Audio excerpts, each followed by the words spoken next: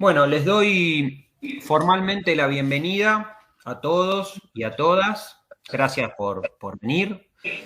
Como les comentamos en los correos que les enviamos, esta es una actividad que se enmarca dentro de la diplomatura Cuestiones Socioeconómicas Fundamentales de la Argentina Actual. Dentro de este curso tenemos una serie de conversatorios donde intentamos hacer un abordaje un poquito más profundo, inclusive, de las distintas temáticas que vamos viendo a lo largo del curso de la diplomatura, y nos gusta, cuando esto sucede, invitar a especialistas. Como ustedes ya, los que cursan la diplomatura ya conocen, y algunas personas que vi que se anotaron a la charla y han venido han asistido a otros conversatorios previos.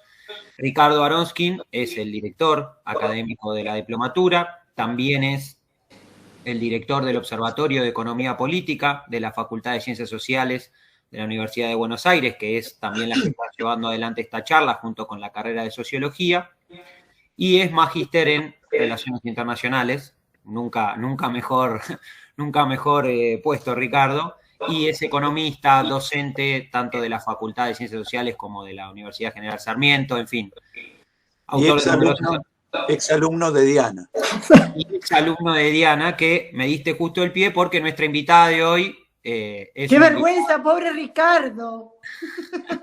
Es una invitada de primer nivel.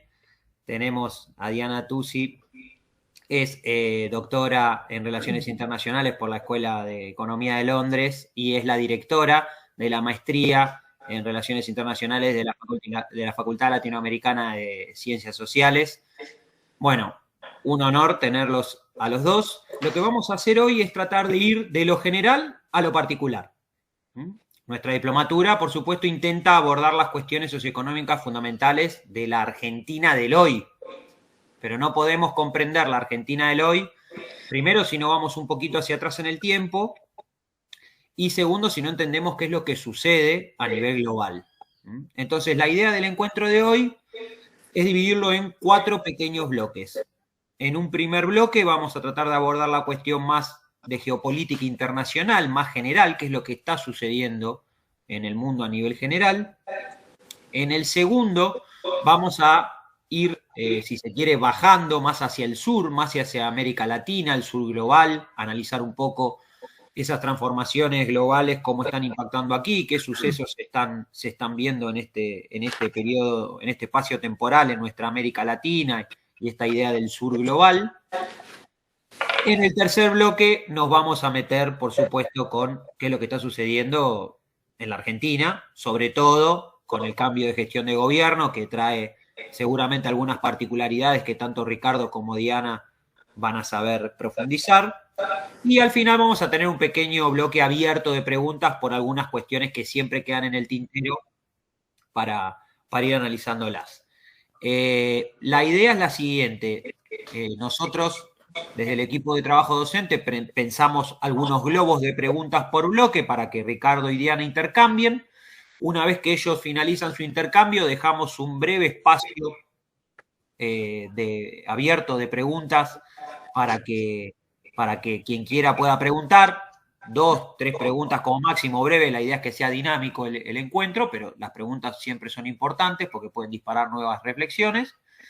Y así en los 4 bloques. Quien quiera efectuar una pregunta, levanta la mano o la puede escribir en el chat, ¿sí? Y nosotros vemos si más o menos coinciden las preguntas, hacemos una pregunta general o bien, si no, damos paso a que puedan interactuar. ¿Les parece?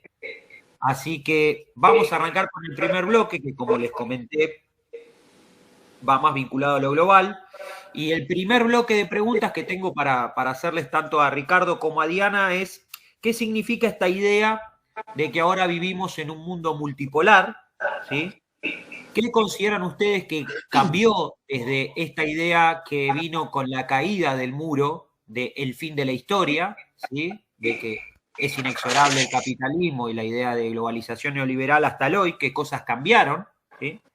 Y por último, ¿cuáles son las disputas que ustedes consideran más relevantes en la geopolítica actual? O sea, ¿a dónde tenemos que prestar atención respecto a la geopolítica actual. Antes de darles el pase, no quería dejar de mencionar que nos pareció contundente, emocionante y gratificante la movilización popular de ayer, defendiendo y sosteniendo a la universidad pública que, como todos los que estamos aquí hoy presentes y seguramente muchos más, saben que estamos atravesando por un proceso bastante complejo de luchas, de disputas. Hay muchas cuestiones que se vinculan a la universidad que lo que buscan es desprestigiarla. Y bueno, qué mejor que tener un encuentro como este para seguir manteniéndola bien en alto, ¿sí? Así que, sin más preámbulos, Ricardo, Diana, quien quiera comenzar, es todo de ustedes. Yo creo que en el último bloque vos tenés mucho más para decir que yo. Estoy segura. Primero porque te sigo, porque te leo y porque te escucho. Y porque yo estoy muy desconcertada. Y me parece que vos bastante menos que yo. Entonces, y yo estoy más deprimida que vos también. También, yo creo que las dos cosas. Más desconcertada y más deprimida. Entonces, si me dejas, ¿cómo no? voy a empezar con el mundo y sus alrededores, como suelo decir, de la que soy especialista. Bueno, primero quiero agradecer la oportunidad de estar con ustedes. Y quiero de verdad escucharlos, quiero escucharlos a Ricardo, me gusta mucho la idea de este conversatorio. Y espero realmente escuchar preguntas que de alguna manera nos abracen por esta depresión que no quiero irradiar, pero que siento, y que al mismo tiempo de alguna manera me desconcierta. Es decir, de alguna manera, voy a decir una manera, porque me desconcierta más el mundo, la Argentina, que el mundo. Tal vez porque lo estudio más, tal vez porque vengo de ese camino, pero tal vez porque tuve ilusión en la Argentina y con el mundo no tuve tanta ilusión. Siempre fue una lucha vivir en este mundo, entonces nunca tuve grandes ilusiones sobre el mundo en el que me tocó vivir. Sí tuve más ilusiones sobre la Argentina y las he tenido en varios momentos de mi vida y en varios momentos de mi vida también desilusionada y desconcertada. Bueno, digamos, empezar con un tono un poco más optimista. ¿Viste, Ricardo? Yo te dije que la primera parte, bueno, por ahí a mí se me hace más fácil. Y los globos, las preguntas globos que nos hizo Diego, la verdad que son una muy buena guía. Voy a partir de una idea que también planteó Diego y que la voy a poner como más fuerte, para después llegar a la última pregunta sobre el momento argentino, y que esta manera de avanzar de lo general a lo particular. Yo parto del supuesto, y les pido que me acompañen por lo menos un ratito, de que Argentina no es un punto suspendido en el espacio. Yo quiero que partamos de ese supuesto, de esa idea, no es una hipótesis, es realmente un supuesto, y me parece que es importante tenerlo en cuenta porque tendemos, yo menos, porque yo estoy formada en relaciones internacionales, entonces, como decía antes, soy especialista en generalidades y después me cuestan los puntos. Pero realmente para nosotros, sobre todo los argentinos, es un país muy grande, no porque seamos nacionalistas, no porque seamos chauvinistas, no porque seamos cerrados, no por nada de eso. Es un país muy grande. Es un país realmente muy grande, con mucha especificidad. Es decir, Argentina no es Honduras, Argentina de alguna manera tampoco es Brasil. Yo creo que a Brasil también le pasa esto de verse muy endogámicamente, ¿no? Cuando uno conversa con los colegas brasileros, bueno, también uno entiende. Brasil es un país que tiene fronteras con 9 países de América del Sur, salvo con Chile, con todos los países, es decir, y tiende a haber una visión muy endogámica de Brasil y a veces muy imperialista, vamos a decirlo con todas las palabras, ¿no? Muy expansionista para no decir imperialista. Bueno, Argentina tiene, digamos, una tradición mucho menos expansionista que Brasil, pero sí una tradición, digamos, tradición de la que comparto también, por supuesto, de que somos un país muy particular. Yo, la verdad, creo que lo somos, de alguna manera. Si bien lo que dije al principio es que no somos un punto suspendido en el espacio. Ese es el primer supuesto. Segundo, atacando, digamos, de lleno la pregunta de Diego. ¿Qué significa que vivimos un mundo multipolar? Y ahí quiero dar un paso atrás.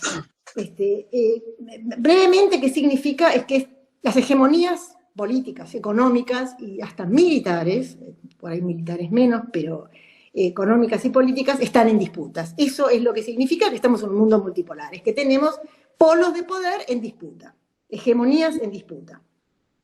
Y eso quiere decir, y acá voy al paso atrás que quiero dar, es que la estructura institucional, heredado del momento de una hegemonía estadounidense, y heredado, digamos, de la hegemonía indisputada de Estados Unidos, y yo ahí voy a colocar también a la Guerra Fría, si bien Estados Unidos estaba disputado por la Unión Soviética, pero a América Latina le tocó vivir de este lado del mundo, y teníamos, digamos, instituciones que habían sido construidas, habíamos vivido en instituciones que habían sido construidas en la posguerra, es decir, desde el 45 en adelante, llámense Naciones Unidas, llámense las organizaciones de Bretton Woods, Fondo Monetario Internacional y Banco Mundial. Vivimos en ese mundo. Construimos, yo por lo menos nací en ese mundo, un poco más posteriormente, pero nací en ese mundo. Si bien la Guerra Fría significó que había dos campos. Sufríamos en este mundo y lo cotejábamos con el otro, ¿no? Lo cotejábamos, yo no creo que muy de cerca, estaban por supuesto los partidos comunistas, pero en Argentina sobre todo el Partido Comunista siempre fue muy débil. Hasta que llega la Revolución Cubana. En la Revolución Cubana yo creo que más de cotejar ya hay cierta admiración por las revoluciones socialistas y empezamos a ver eso con más fascinación. Pero, y acá es el por qué hago esta paso para atrás, digamos. La posguerra fría, que es el momento en que cae el muro y que cae la Unión Soviética, y que significa de alguna manera el fin de la historia, que estaba en la pregunta de Diego, ¿qué quiere decir el fin de la historia? Y ahí hay que responder, ¿qué quiere decir el fin de la historia? Por lo menos para Fukuyama, que lanza la idea, pero que no es de él, es de Hegel, en alguna medida reconstruida por Marx, el fin de la historia es el fin de las dictaduras, ¿no? Es el fin es el momento para Fukuyama, es el fin de las dictaduras. Empiezan con la caída de Salazar en Portugal, de Franco a los 2 años, en el 75, después Grecia, la revolución contra los coroneles, y después vienen las caídas de las dictaduras en América Latina.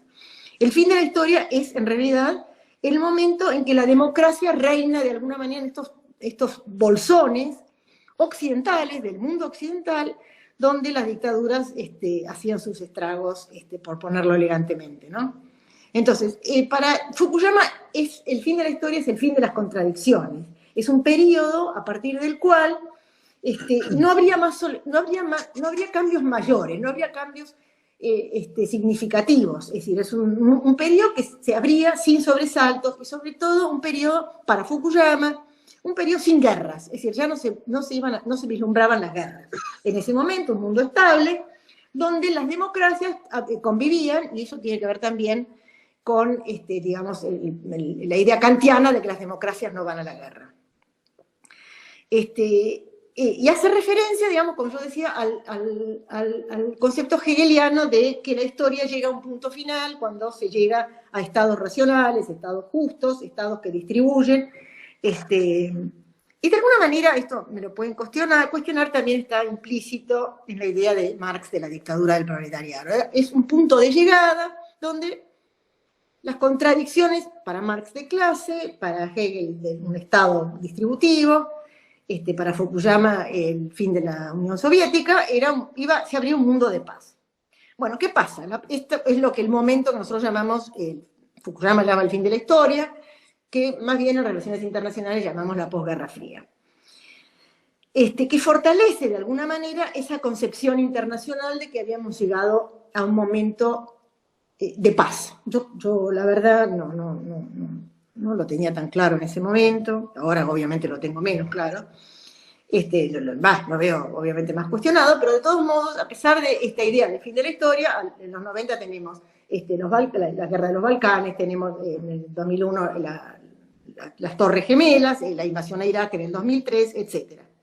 Entonces, volviendo al tema del mundo multipolar. Hoy volvemos a la historia, es decir, la historia reina nuevamente, las contradicciones reinan nuevamente, las guerras están entre nosotros, y con hegemonías en disputa. Y esto es lo que significa el concepto de multipolar. Es decir, el mundo multipolar significa que las hegemonías construidas están en disputa. Y menos, voy a ir cerrando con esta idea para darle pie a Ricardo, menos en las Naciones Unidas, donde hay disputas, pero mucho menos. A pesar de que la Asamblea General es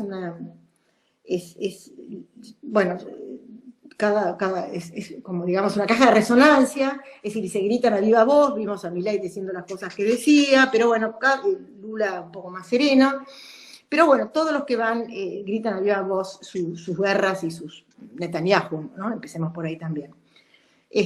Bueno, no, terminemos ahí, Milei, Netanyahu, qué sé yo.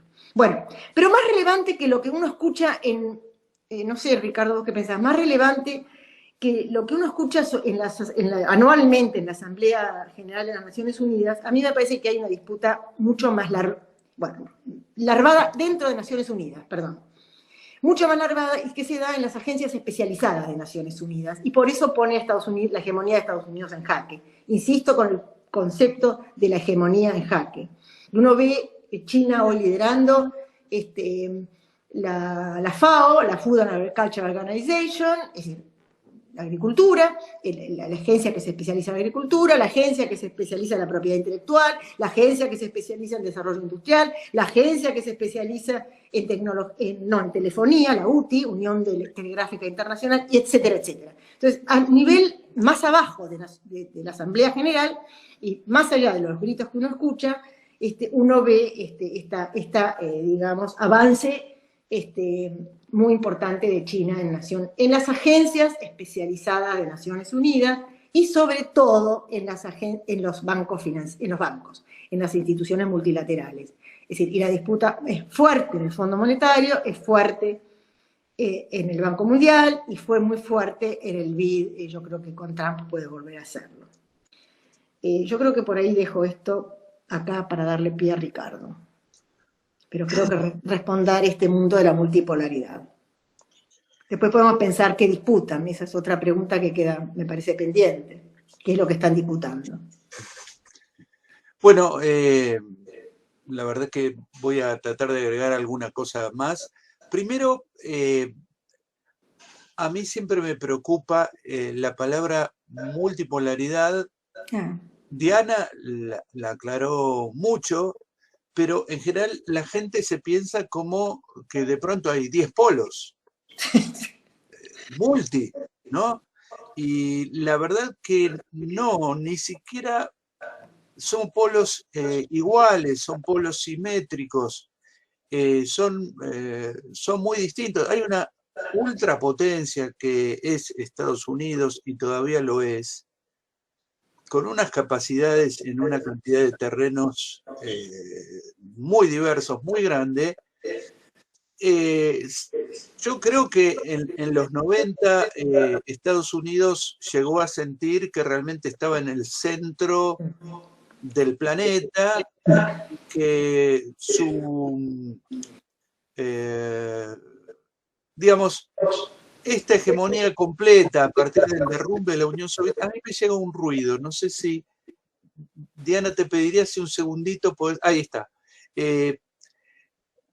La hegemonía norteamericana extraordinaria que tenía en los 90 dio pie a esta idea de que no hay con qué darle a Estados Unidos, está en la punta de todo, de la tecnología, de las finanzas, va a hacer una nueva división internacional del trabajo en base a sus necesidades, se puede sacar las industrias contaminantes de encima, las manda a otro lado, expande sus empresas por el mundo, derriba todos los regímenes proteccionistas de todos lados y quedó un mundo estructurado en torno a Estados Unidos. Y la verdad que hoy, 2024, uno dice, ¿cómo puede ser que no pasó?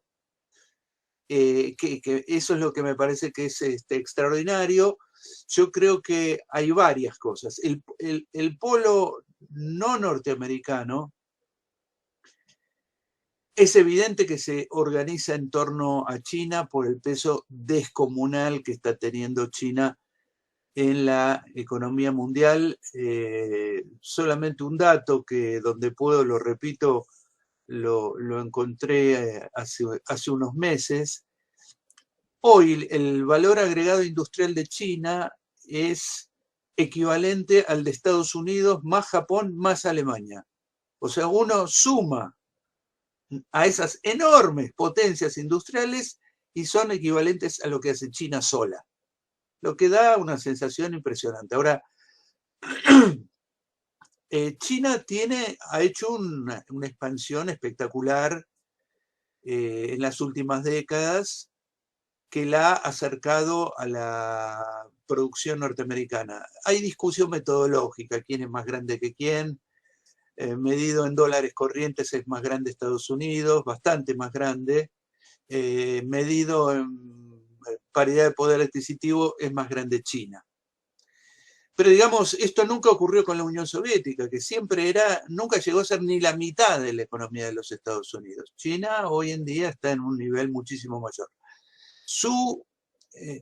La novedad para mí, ¿por qué a los norteamericanos se les escapó China cuando eran los dueños del circo en 1990? Yo creo, bueno, eso para una larguísima discusión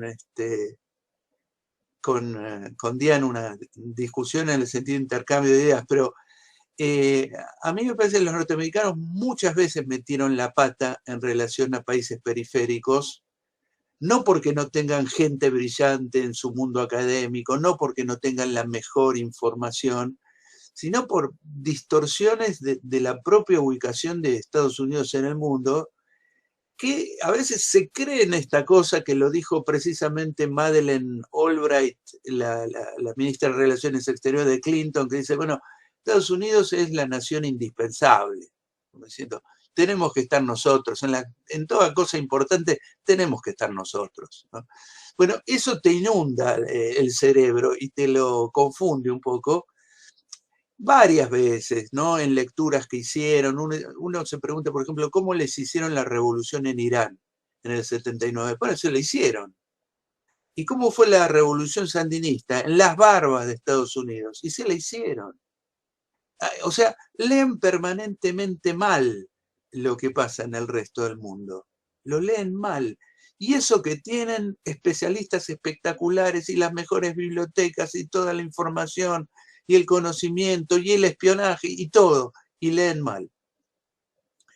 Y en el caso de China, a mí me parece que la apuesta norteamericana fue empujémoslos a los chinos hacia el capitalismo, eso va a desatar una serie de procesos sociales internos que finalmente les van a reventar esa cosa de la dictadura del proletariado, de Mao, del comunismo, de todo eso, se va a terminar diluyendo y se va a transformar en un país capitalista más. Con la salvedad que ellos pensaron que lo que iba a surgir de ahí iba a ser una típica burguesía tercermundista como las que conocemos en América Latina, que son una porquería, digamos, que no van a ninguna parte, no tienen ningún proyecto, flotan en la nada, en el vacío, no saben a dónde quieren ir. Y pensaron que los chinos iban a hacer una cosa parecida. Pero yo creo que ahí sí jugó un papel destacado que en China estuviera el Partido Comunista Chino, que no es cualquier cosa, sino una gran organización política intelectual. Es decir, que ese partido no dijo, bueno, nuestra meta en la vida es ser un satélite, una neocolonia norteamericana, una colonia del capitalismo global, que vengan las multinacionales y nosotros le damos mano de obra barata y con eso somos felices. Bueno, no era la idea del Partido Comunista Chino, y a medida que China se fue reafirmando en un proyecto más nacionalista, aprovechando la globalización, aprovechando muchos juegos que en realidad abrió Estados Unidos, bueno, China no siguió el camino que esperaba Estados Unidos, sino que siguió por un camino de transformar lo cuantitativo en cualitativo, no quedarse en, bueno, voy a utilizar tecnología, todas las cosas que se piensan en América Latina, bueno, todas esas cosas no. Digamos, el horizonte subdesarrollado latinoamericano, bueno, que nos pongan una fabriquita con tecnología moderna, exportamos un poquito, bueno, eso es Latinoamérica. Los chinos no. Los chinos es aprovechamos, aprendemos, desarrollamos empresas propias,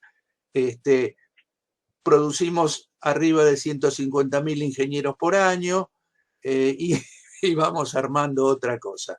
Ponemos un satélite, después una estación espacial, desarrollamos computadoras de no sé qué generación, tecnologías de la comunicación. Están en todo. Están en todo. Y eso hizo una diferencia enorme. China se le fue de las manos a los norteamericanos. Es evidente que Estados Unidos nunca en ningún momento de la historia apostó a que ningún país se desarrollara más que Estados Unidos. Estados Unidos armó una cosa que la describió bien Diana, un conjunto de instituciones en la posguerra destinadas a prolongar en el tiempo esa hegemonía extraordinaria que tenía Estados Unidos en el 45, que vuelve a tener en los 90 y que no puede prolongar hasta el presente. Yo quiero decir, cuando decimos mundo multipolar, de ninguna forma pensemos que Rusia está en el mismo lugar que Estados Unidos o que China. Lo que pasa es que recuperó un poco el legado de la Unión Soviética y sobre todo en el tema armamentístico, yo creo que es el único país que está en condiciones de hacerle daño militar a los Estados Unidos. Y cuando los chinos empiezan a advertir que Estados Unidos los puso en el radar de los países que hay que bajarlos de un ondazo, los chinos comprenden que una alianza con la Federación Rusa es de mutuo interés y de mutuo beneficio. Y ahí se empiezan a agregar países, porque digamos, cuando uno ve la ideología de la revolución iraní, lo que decía Khomeini en su momento era súper antinorteamericano y también súper antisoviético, recontra anticomunista. Khomeini metió preso o fusiló a medio partido comunista iraní. Es decir, era gente que no tenía nada que ver con la izquierda. Pero en la disputa internacional, los norteamericanos sienten que esa revolución les bajó a un gran dictador pro-norteamericano como era el Shah de Irán, y esta revolución islámica se ubica en un lugar muy distinto. También cuando ve aparecer este tema de China y Rusia se siente interpelada, pero también Turquía, es muy interesante. Turquía es un país que está en la OTAN y que acaba de pedir entrar en los BRICS. Y las repúblicas de Asia Central encuentran ahí un espacio por el acuerdo de Shanghái, me parece que era, sí. Y quiero decir, la emergencia de China y Rusia como guardaespaldas militar de China está generando que muchos otros países empiecen a tener un poco más de juego propio. Para mí la gran incógnita que va a definir muchísimas cosas es la India. Es la India. Porque la India está tomando volumen, tomando importancia, y en su momento tuvo muy buenas relaciones con la Unión Soviética. Los norteamericanos tratan de incorporarla a su propia red de influencia. India está muy en disputa, pero quiero decir, se desarticuló un mundo centralizado en los Estados Unidos. Y a mí lo que me sorprendió, y esto ya se lo preguntaría yo a Diana, me sorprendió mucho la Unión Europea.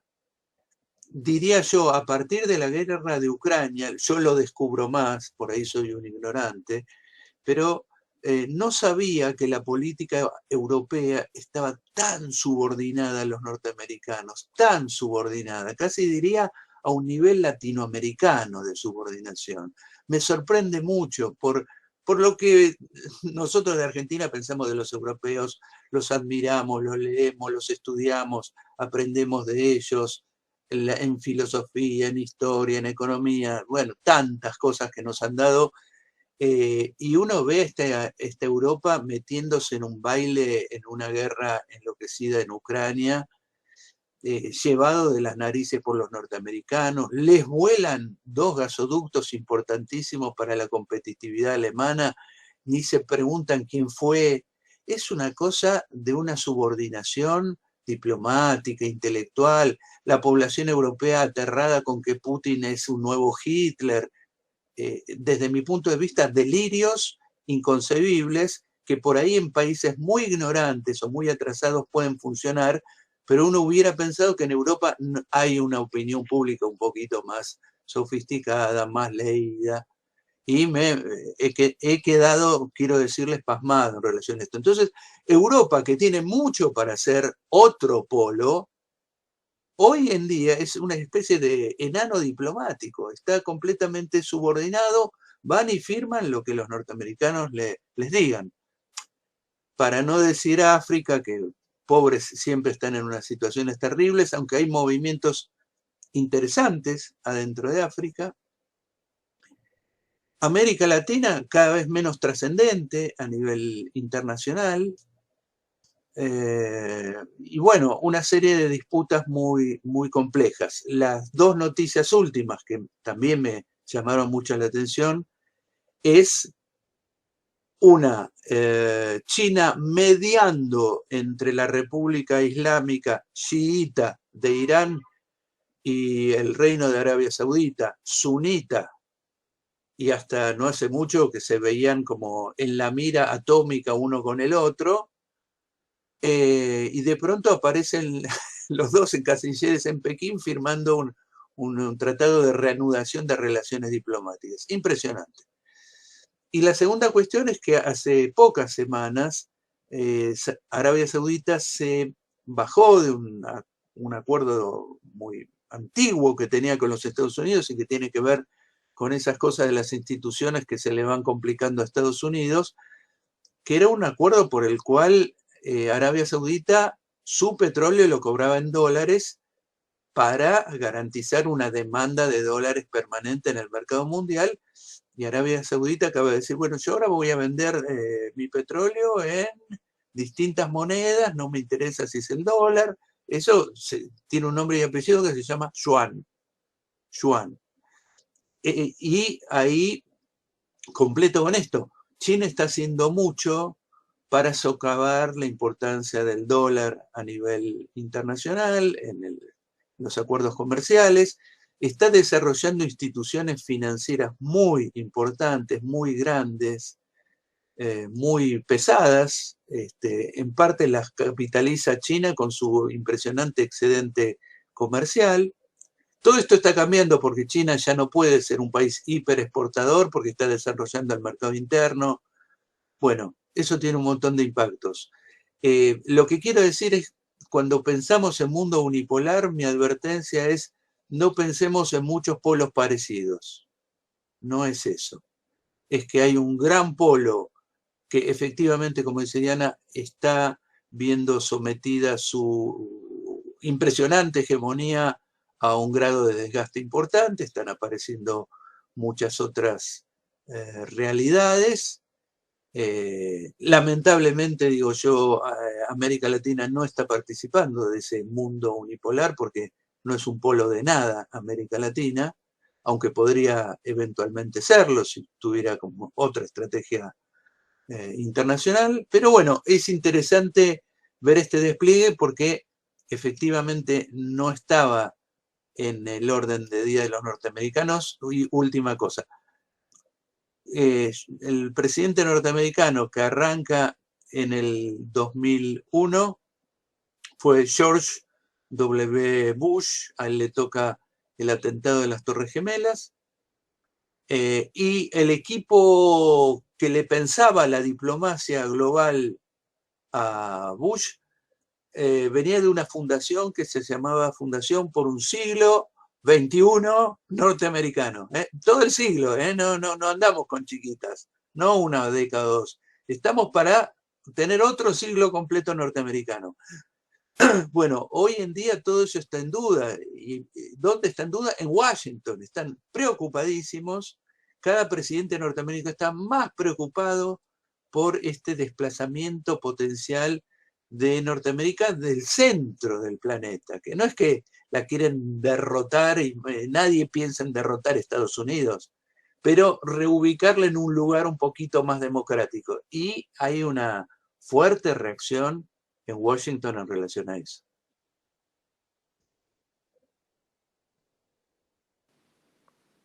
¿Puedo?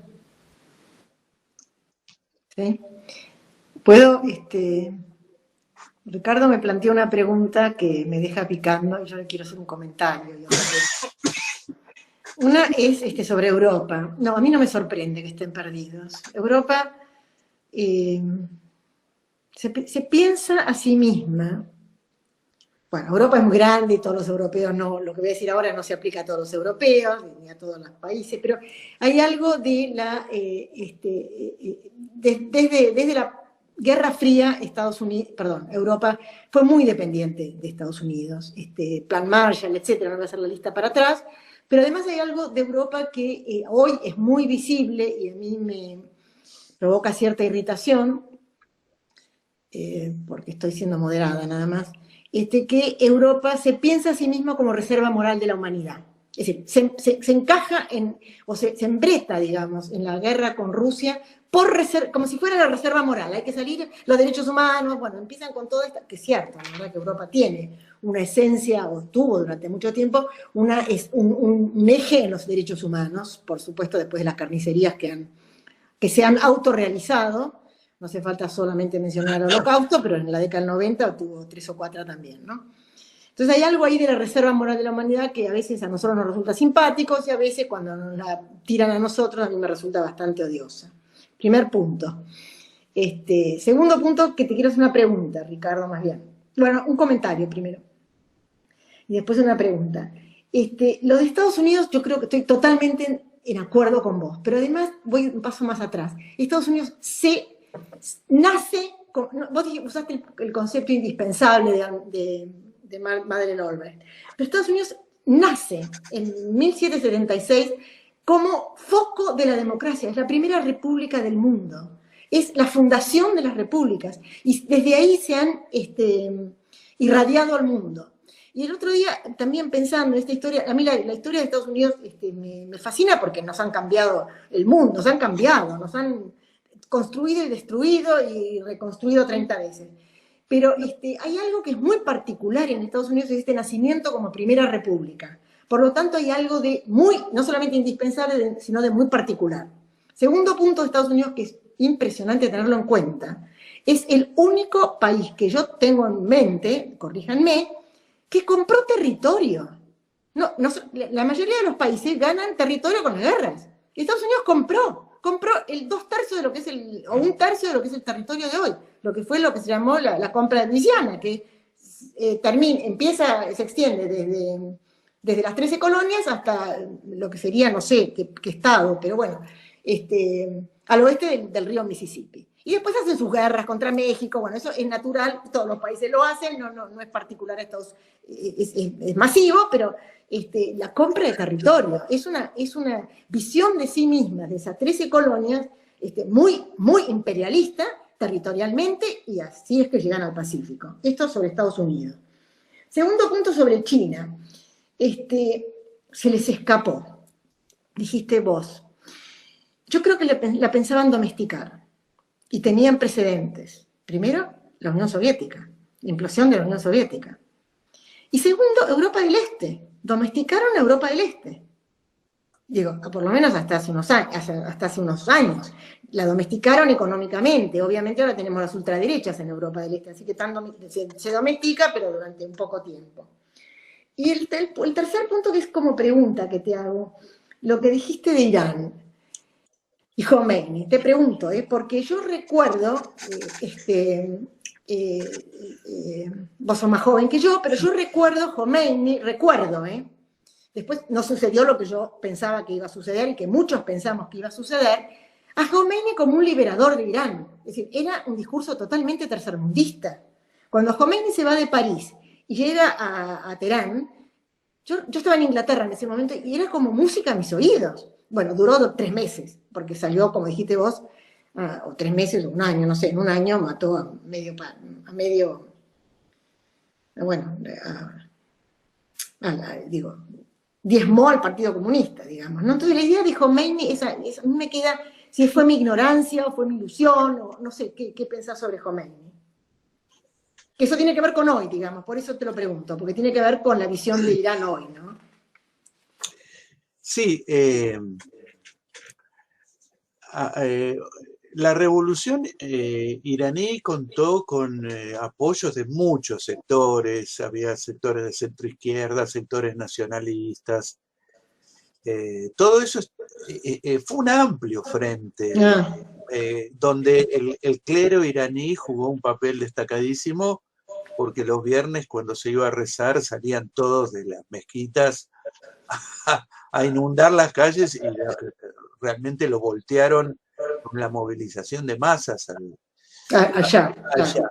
Ahora ya decía, mira, Estados Unidos es más maldito que la Unión Soviética y la Unión Soviética es más maldito que Estados Unidos, son todos malditos. Mira. Hablaba en términos islámicos estrictos, digamos, como reivindicando una visión completamente distinta a la política que la República Islámica incorpora, que es la idea de que no hay distancia entre los textos sagrados, como todo fundamentalismo, digamos. Los textos se leen y sirven para regir la vida cotidiana, ¿no? Como los fundamentalistas judíos con la Torá y los fundamentalistas evangélicos en Estados Unidos que dicen, está todo en la Biblia. ¿Qué leyes?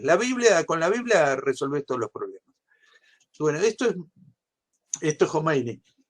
Lo que pasa es que Irán es un enorme país, con cultura, con gente, con intelectuales, con de todo, y que se tienen que adaptar a que los gobierne tradición, familia y propiedad, digamos. Con las lejanías del caso, pero es un problema grande. Ellos dicen que son mucho más liberales que los sauditas, o sea que las mujeres pueden participar, ser científicas, ser políticas, etcétera, etcétera, pero tienen un problema para salir a la calle sola, digamos.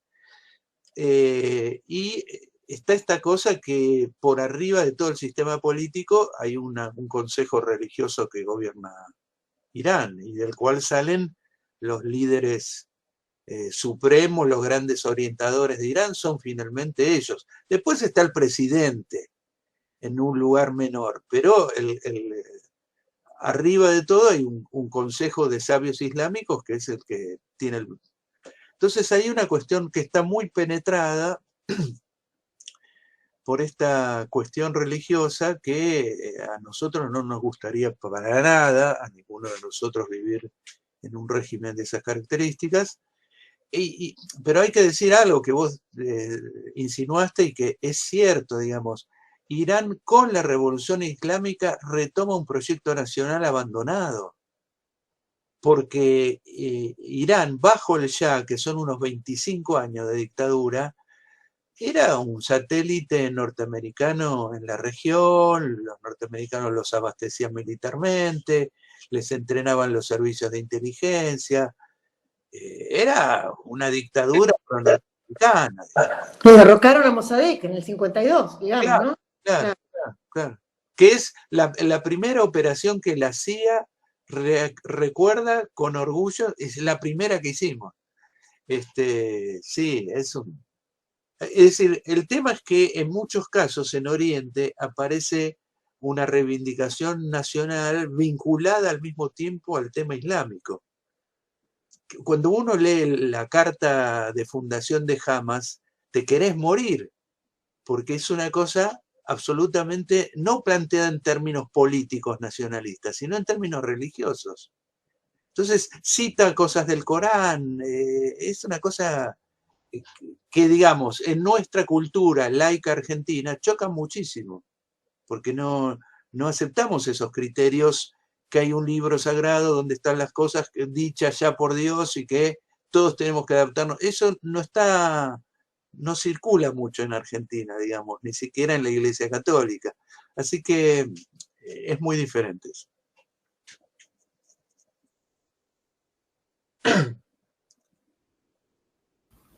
Bueno, ¿les parece que pasemos al próximo bloque? Antes de esto, ¿alguien quiere hacer alguna pregunta sobre lo que estuvieron hablando recién Ricardo y Diana? ¿Algo que quieran profundizar? ¿Están todos tímidos y tímidas? ¿O son muchas preguntas y nadie se quiere animar?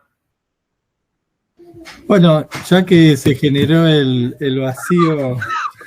No, porque ahí Ricardo decía de América Latina que no era un punto dentro de esto. Brasil, ahora con Lula, ¿viste esta propuesta en el G20 de este plan para terminar con el hambre en el mundo? ¿Brasil no tiene un poco de chance de tener un poco más de peso en este mundo que recién describieron? Sí, yo creo que Brasil quiere, sobre todo con Lula.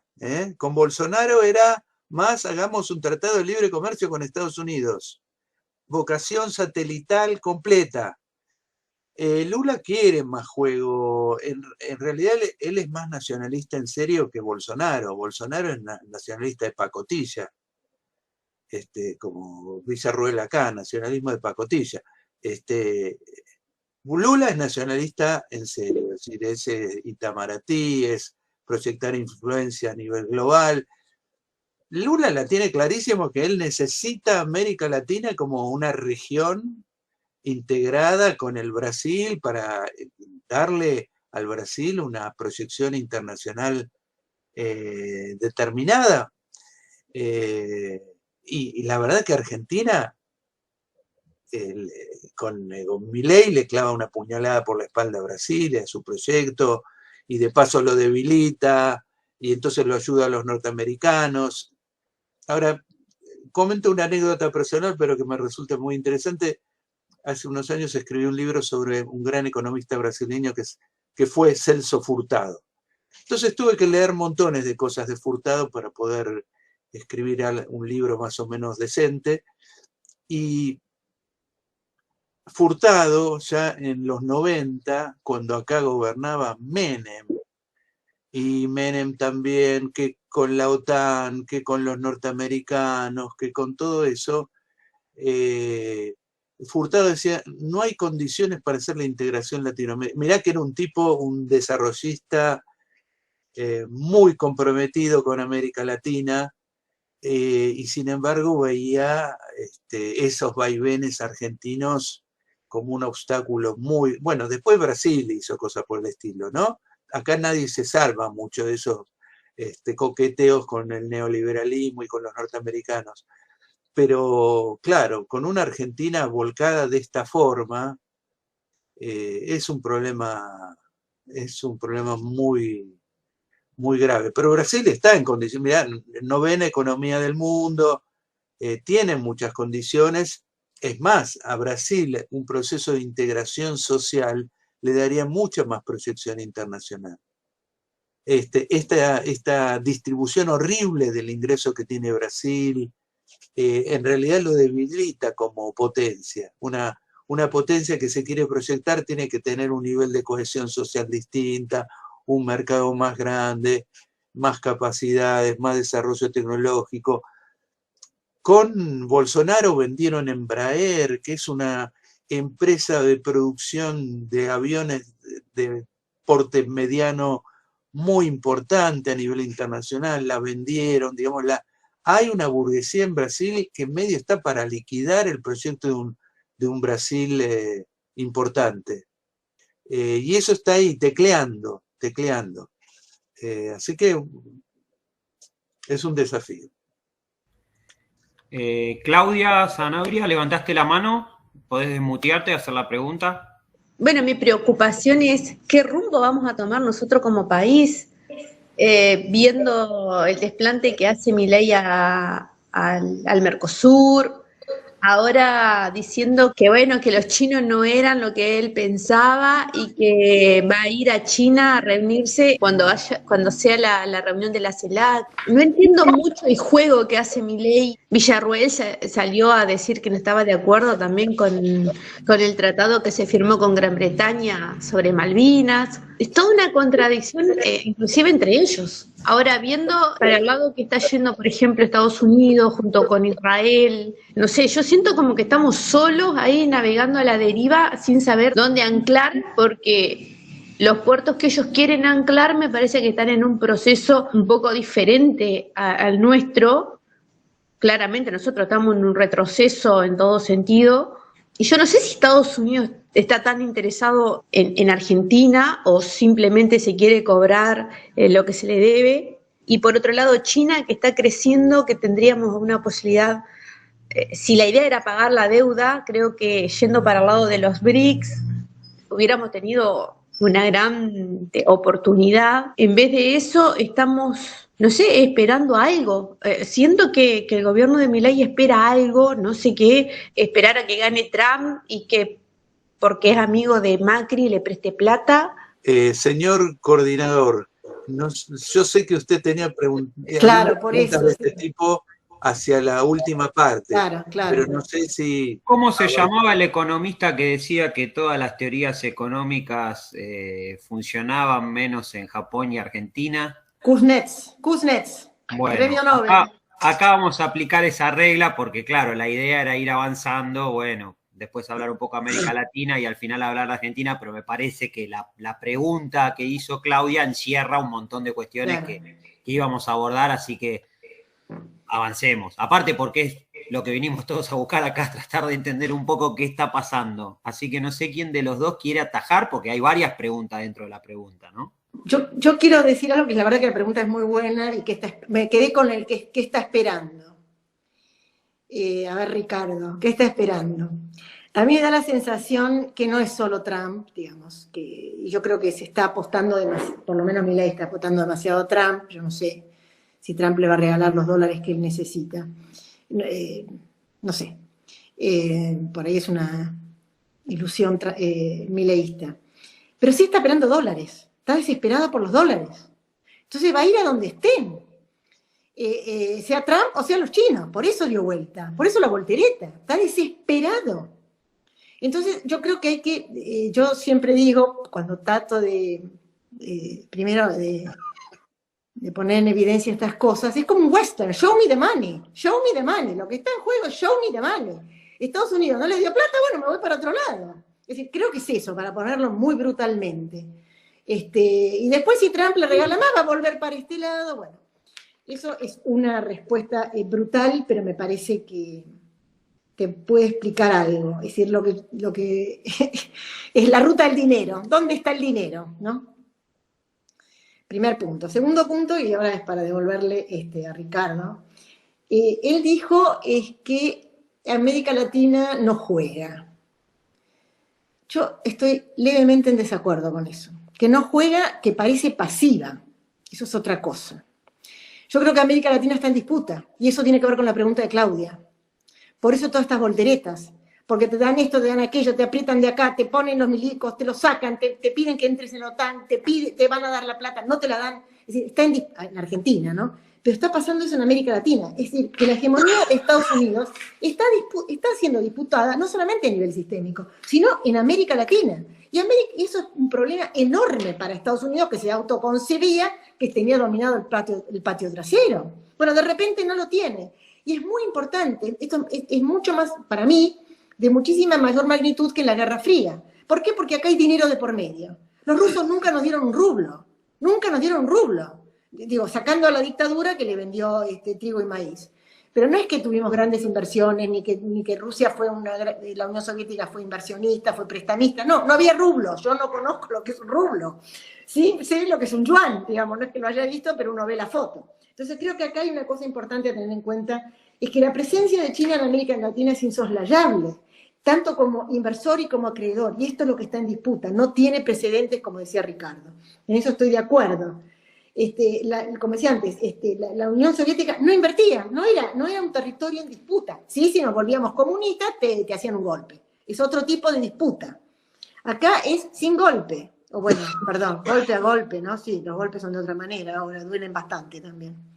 Pero las magnitudes de la presencia china en la región es un cambio estructural no solamente para nosotros, porque estamos recibiendo préstamos, porque es nuestro segundo socio comercial, el segundo socio comercial para toda América, para casi toda América del Sur, es un prestamista inversor que está desplazando, como decía Ricardo, al dólar, y que está desplazando, volviendo a Europa, las inversiones europeas en la región. No las desplaza del todo, porque Europa sigue siendo el principal inversor en nuestra región en términos de stock, pero en términos de flujo es China el que está liderando.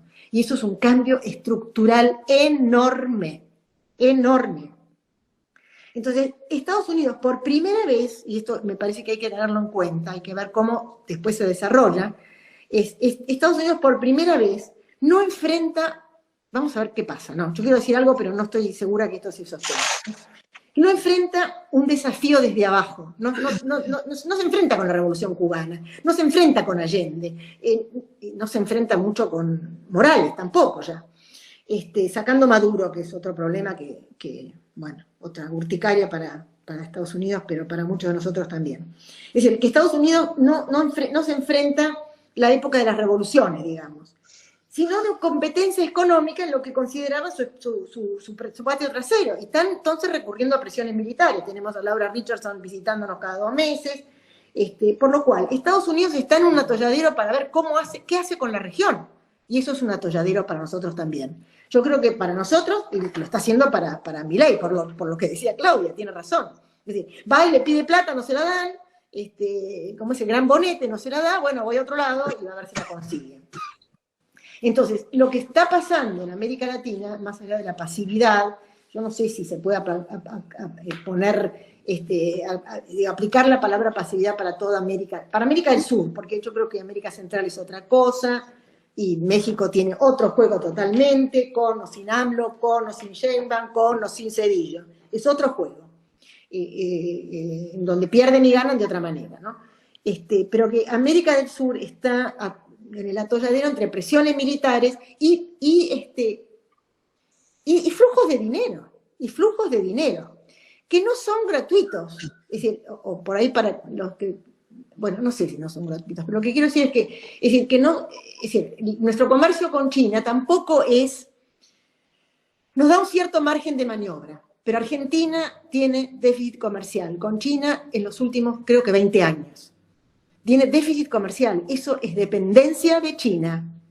Es dependencia de China, no solamente porque nosotros tenemos déficit comercial, sino por la composición de nuestro comercio, que es extractivista, que es minero, que es el agribusiness, etcétera, lo que también cambia la estructura interna nuestra, por un lado. Y por otro lado, hay una cosa que es muy complicada, y va a seguir siendo complicada, es que cambia las relaciones nación-provincia.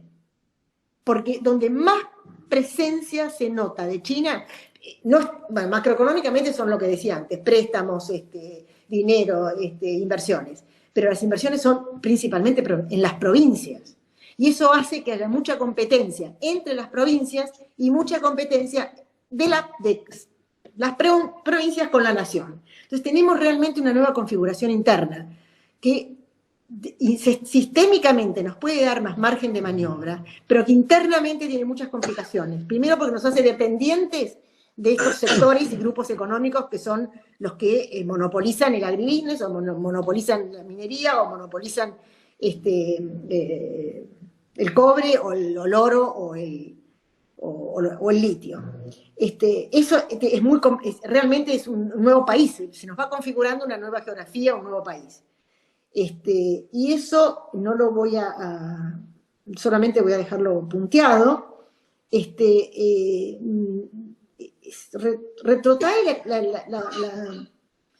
digamos, la autonomía nacional de alguna manera, al mismo tiempo que fomenta la balcanización nacional con la balcanización regional. Es terrible lo que estoy diciendo, es muy pesimista, así que Ricardo, por favor, espero que puedas.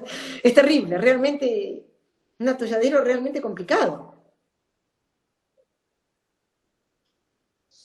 Pero bueno, nada, no quiero decir más nada. Bueno,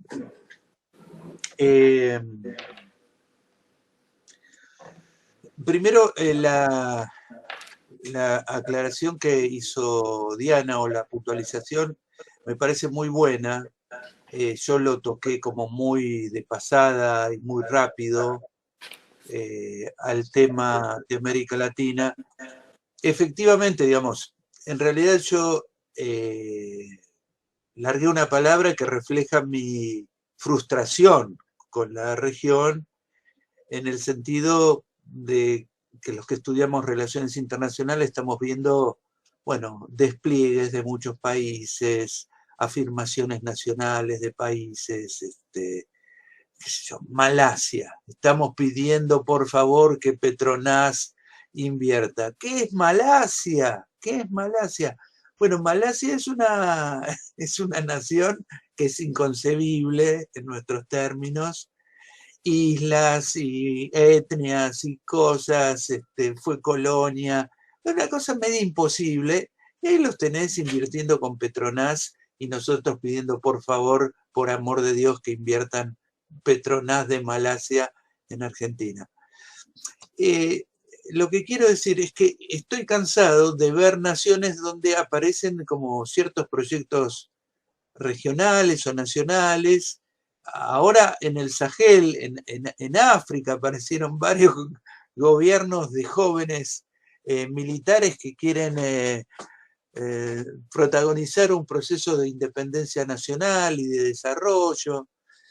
Y la verdad que en América Latina frustra ver que hay 4 importantes países latinoamericanos con tratado de libre comercio con Estados Unidos, empezando por México, Colombia, Perú y Chile, que el Mercosur tiene un paso de tortuga y siempre está siendo boicoteado desde adentro, si no es por Argentina es por Brasil, si no es por Paraguay es por Uruguay, como si nadie estuviera convencido de nada.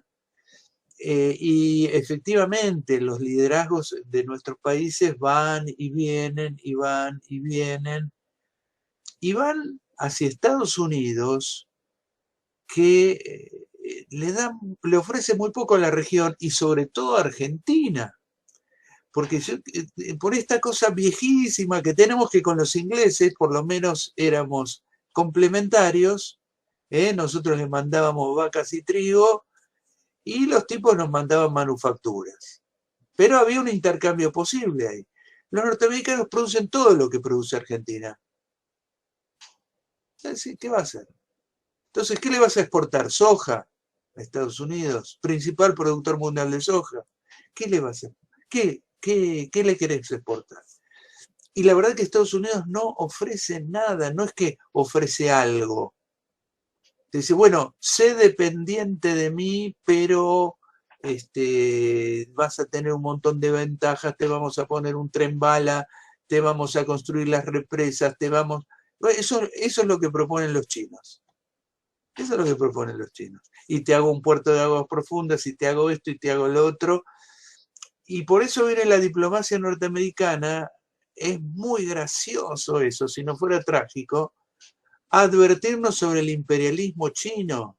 Dicen, te venden cosas, después quedas endeudado y te atrapan para siempre esos chinos. Te dicen así los norteamericanos. Es como gracioso. Es como gracioso. Saben de lo que hablan, Ricardo, saben de lo que hablan. Bueno, es una cosa graciosísima. Es increíble. Increíble.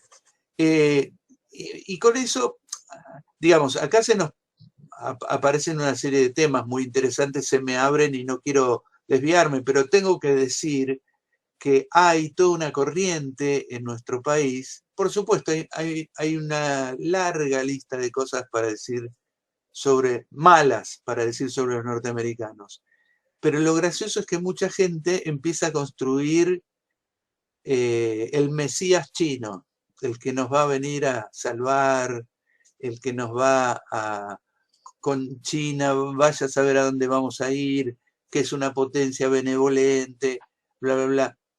No lo sé, la verdad no soy especialista en China, ojalá fuera una potencia efectivamente benevolente, pero quiero decir, hacen su negocio, están en un proceso de expansión global, necesitan materias primas, nuestra región tiene infinita cantidad de recursos en ese sentido, pero lo que no se termina de constituir en una zona que reconoce como algún lazo de solidaridad mutua es nuestra región. Yo ahí me frustro enormemente porque, digamos, somos el 7% del PBI mundial, podríamos pesar, podríamos ser alguien.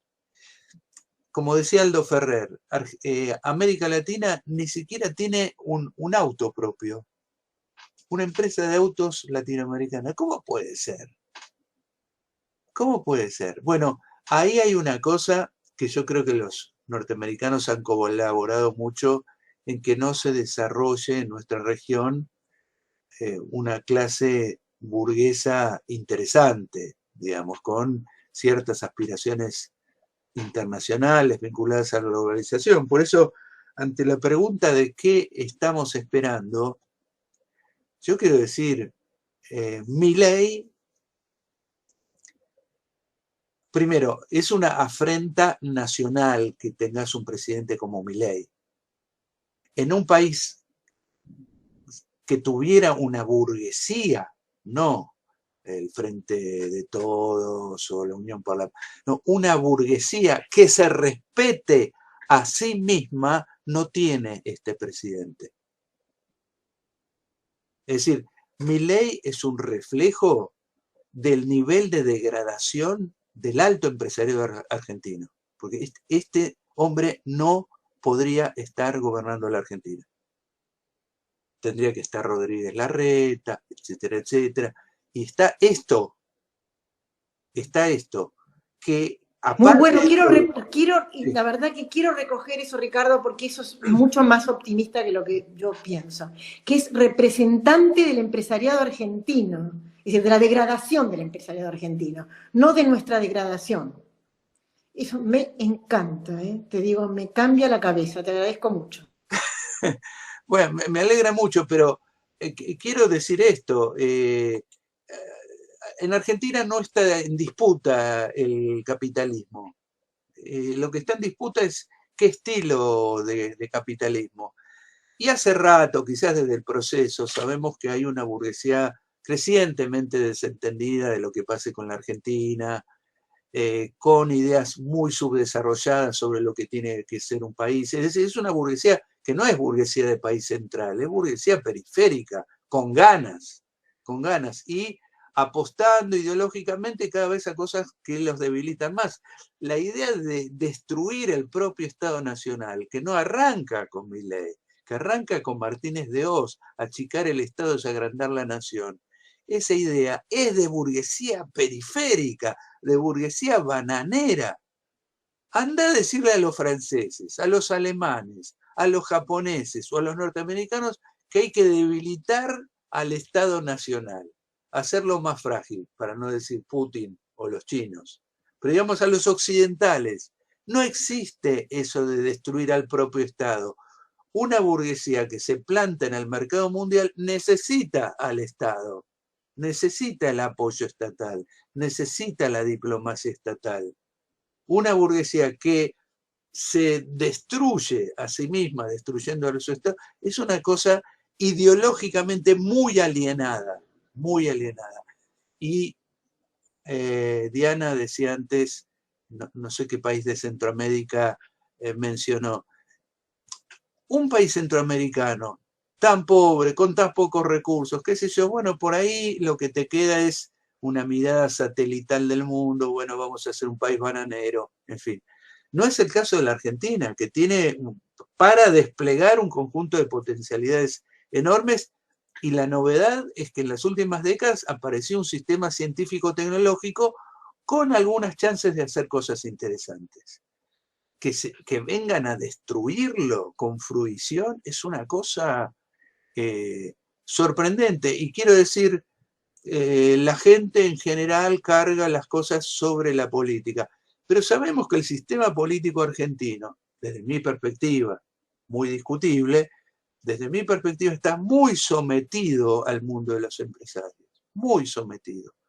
Ni que hablar el PRO y la Libertad Avanza, muy sometido. Entonces, y tenés un sistema de comunicación que más o menos reproduce esa mirada en el conjunto de la población, los sectores medios, etcétera, etcétera, etcétera. Y eso hace que, digamos, cuando la pregunta ¿qué estamos esperando? Y vos te encontrás con un tipo que viene con la imbecilidad que no la dice ningún político norteamericano: no comerciemos con China, o no tengamos relaciones con esos sucios comunistas. Hay que verlo a Trump viajando a Corea del Norte. Trump viajando a Corea del Norte, gran amistad con el dictador de Corea del Norte. O sea, esto es de una imbecilidad pocas veces vista. Ahora, ¿qué funcionó acá? Digamos, que evidentemente hay un empresariado alto que tiene enorme poder en la Argentina, absolutamente inmoral, con una mirada completamente cortoplacista, que quiere garronear negocios y punto, no tiene más mirada. Digamos, ¿cómo eso puede estar pensando en una estrategia regional o global? No, no existe. No existe. Por lo tanto, viene este monigote, dice: no, nos vamos de los BRICS, lo dice alegremente, y no sale ninguna cámara empresarial a decirle: señor, está confundido, no entiende nada. Usted es un ignorante, usted y todos los que lo rodean.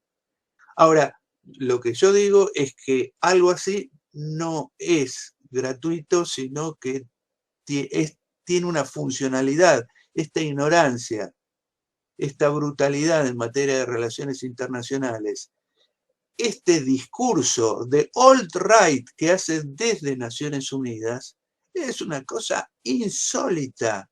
En Estados Unidos es insólito. Solamente los grupos locos norteamericanos, esos que una vez hicieron un atentado y mataron a 160 personas en un edificio federal de los Estados Unidos, solamente esos grupos dicen que las Naciones Unidas son un organismo de intervención internacional que está desamericanizando a los Estados Unidos y los está poblando con gentes de otros países. Solamente grupos locos. Y acá tenemos al presidente de Argentina haciendo un discurso en Naciones Unidas donde viene con esta cosa de que las Naciones Unidas está tratando de meter una agenda socialista a nivel internacional. Es de un... Quiero decir, Diana conoce mucho mejor que yo a los máximos especialistas de relaciones internacionales de Argentina. No conozco ninguno, por más conservador que sea, que diga estas tonterías increíbles. O sea, no refleja ni siquiera un consenso nacional, ni siquiera moderado, ni siquiera conservador. Eso es una cosa espantosa, espantosa. Ahora, los responsables de esto son los que tienen la manija en serio en la Argentina. Porque este tipo nunca debió haber llegado, se tenía que caer antes. Y la verdad, sacabas unos cuantos papelitos de los que hay de todo el mundo y se terminaba esta historia, y no lo hicieron. Es decir, es funcional a determinado proyecto político que en parte es de disolución nacional. Y no estoy seguro cómo están parados los norteamericanos en relación a esto, no estoy seguro. Porque, a ver, Diana dijo una palabra importantísima que es la palabra balcanización, que ya la tuvimos apareció en su momento un gobernador de Neuquén que dijo por ahí Neuquén se separaba de la Argentina. El gobernador de Mendoza hace poco, un radical, dijo que por ahí Mendoza se separaba de la Argentina. Eso anda circulando. No tengo idea si eso es un proyecto de los norteamericanos. Por supuesto que la idea de que el mundo se desintegre en pequeñas naciones es funcional a que las grandes unidades estatales tengan muchísimo más poder. Pero la verdad es que acá hay procesos internos que son muy impresionantes. Cuando el menemismo le cede en la Constitución los recursos naturales a las provincias, es una cosa tremebunda, tremebunda. No hay muchos países donde pasó eso, y cierro con esto, el único país que privatizó la petrolera estatal fue Argentina. Fue Argentina en el planeta, ¿eh? Pemex no, Petrobras no largan las petroleras estatales, los países que tienen algún decoro con sí mismos. Es muy impresionante algo que pasó en la clase dominante argentina, que se quebró, que está quebrado y que incluso a líderes populares como Cristina Kirchner les cuesta entender que eso ha pasado, porque les cuesta entender por qué la quisieron matar a ella. Y eso tiene que ver con que no terminan de entender frente a qué clase de lumpenaje estamos, que no es los de Revolución Federal, son los que hacen negocios. Ahí está el lumpenaje máximo de la Argentina. Y eso es un problema, de vuelta, yo ahí no la quiero poner pesimista a Diana, pero digamos, hay algo en el cerebro de una sociedad capitalista que son los capitalistas. No es la CGT la que dirige una sociedad capitalista, son los empresarios, los grandes empresarios, los que controlan un conjunto de resortes sociales. Y ahí, la verdad que lo que se ve es una cosa deplorable, arrasada, de ignorantes, de brutos, de que no entienden cómo funciona el planeta, de que son capaces de apoyar una cosa así. Bueno, Juan Manuel, tengo a Juan Manuel, después tengo una pregunta, tengo a Alejandro y después tengo una pregunta de Gustavo. Y creo que Claudia volvió a levantar, así que damos toda la vuelta. Juan Manuel. Buenas noches.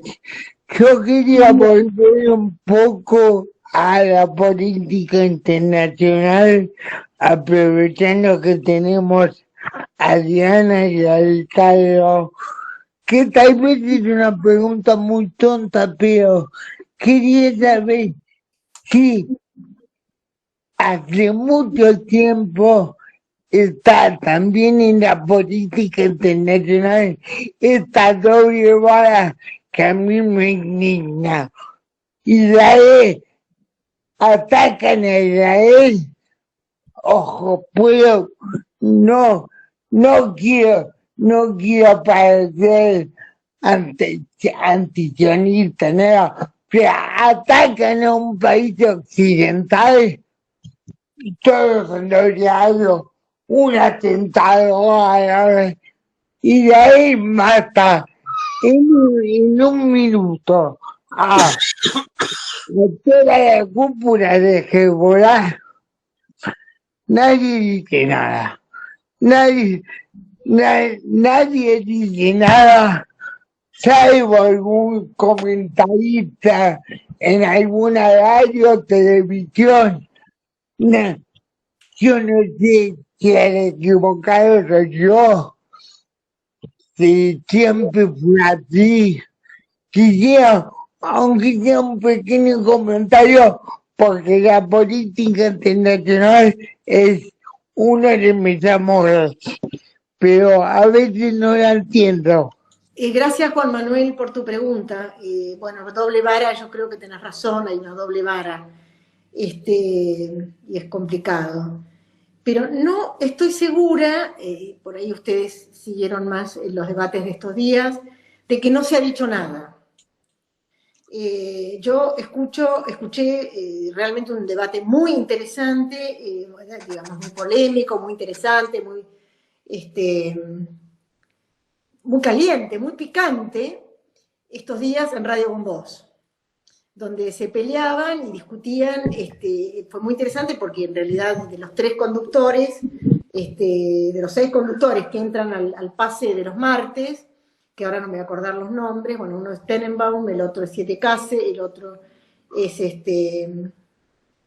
Berkovich, el otro era Diego Iglesias y Romina Mangel y María O'Donnell. 6.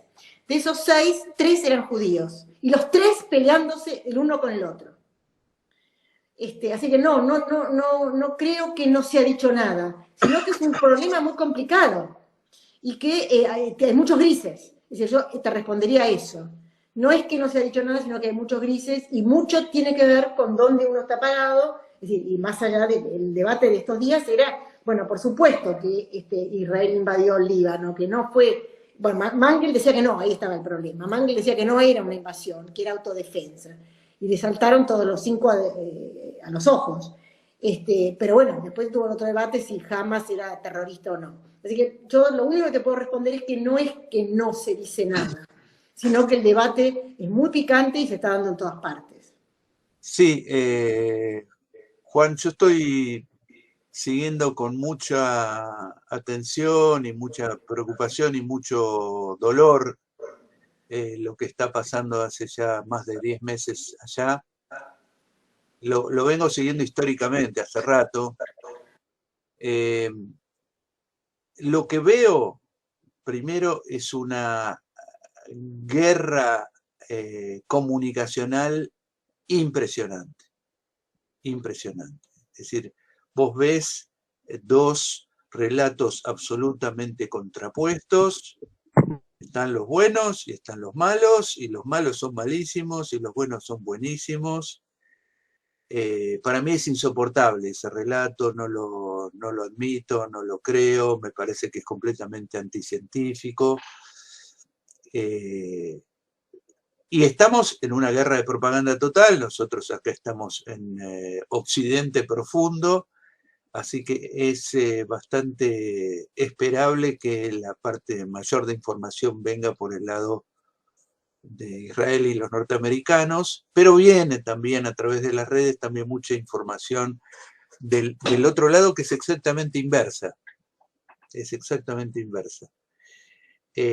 Yo solamente distingo entre 2 temas. Hay un tema, me parece que es un tema colonial, que tiene que ver con que el pueblo palestino tiene derecho a su propio Estado y que sobre todo este gobierno de Israel absolutamente pretende negar completamente eso, o que se olvide, o que entre en un cono de sombra, o algo peor, que es lo que pasó, me pareció ver en el tratamiento a la Franja de Gaza, la idea de forzar un desplazamiento masivo de población palestina hacia no se sabe dónde.